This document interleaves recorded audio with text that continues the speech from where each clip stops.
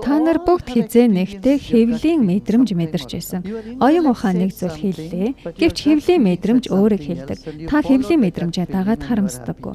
Харин яаж хүссэн үедээ энэхүү хэвлийн мэдрэмжээ мэдэрч байхыг мэддэггүй.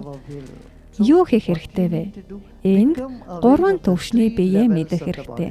Пран бүхий махан бие. Зөвхөн энерги. Энэ биеийн энергийг нэмэгдүүлэх шаардлагатай. Яаж нэмэх вэ?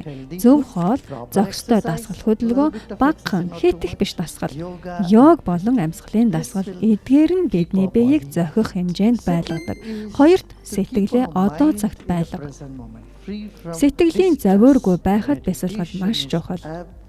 Бясалгал хийгээд дуусахад та амарсан, сэргсэн, эрч хүчээр сэлбэгдсэн байдаг. Тэгэхээр зүүн совин нэмэгдэж мөн шин санал санаачлаг нэмэгддэг. Зохистой хоол, зөв дасгал хөдөлгөөн, бясалгал ансар их өөрчлөлт авчирдаг.